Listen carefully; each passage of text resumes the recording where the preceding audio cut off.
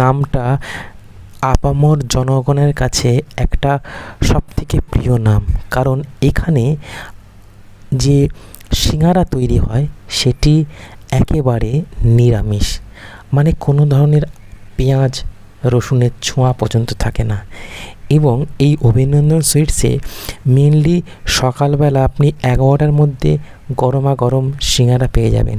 তো আজকের ঘুরতে ঘুরতে চলে আসলাম বৃষ্টির মধ্যে। ওনারা মোটামুটি 11টার মধ্যেই রেডি করে ফেলেন, এই তাদের মোটামুটি প্রসেসিং চলছে, মানে সিঙ্গাড়ার মধ্যে যে পুরটা হয় এতে আপনি আলু থেকে আরম্ভ করে সবজি এবং ছোলা বাদাম সবই পাবেন। এবং এটা একটা বড় জিনিস যে এখানে পেঁয়াজ রসুনের কোনো রকমের ছোঁয়া থাকে না। এই জন্যে যারা নিরামিষ জিনিস খেতে ভালোবাসেন বা নিরামিষ যারা খান, পেঁয়াজ রসুন ছাড়া যারা খান, তাদের জন্য একটা সবথেকে ভালো নাম। এবং এখানে যে দিচ্ছে দেখুন, আপনারা প্রত্যেকে জানেন যে তেল গরম পুরো ফোটার আগেই দিয়ে দেয়। তেল গরম হলেই আস্তে আস্তে আস্তে আস্তে সিঙ্গারাগুলো যেগুলো বানানো রয়েছে সেগুলো ভাজার জন্যে তৈরি করা হয় এবং আস্তে আস্তে সেটা মানে ভাজার জন্যে দেয়া হয়। তারপরে ফুটন্ত তেলে একদম গরম তেলে ফুটন্তভাবে একদম দেওয়া হয় এবং সেটা লাল হওয়া অবধি এক পিঠ যতক্ষণ না সে ভাজা হচ্ছে। এই দেখেছেন গরমের মধ্যে আবার তেলে হাত দিয়ে দেখছে গরম কিনা, কীরকম লোক।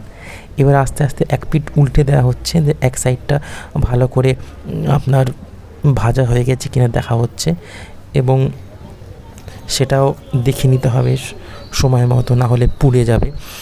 এবং সেটা পুড়ে যাওয়ার হয়ে গেলে এক সাইড ঠিক মতন হয়ে গেলে একদম উল্টে দেওয়া হচ্ছে, সবগুলোকে উল্টে পাল্টে ঠিক মতন করে প্রত্যেকটা যেন সমান ভাজা হয়, কারণ একটা কাঁচা থাকবে, একটা আপনার বেশি ভাজা হয়ে যাবে বা পুড়ে যাবে এরকম কিছু না।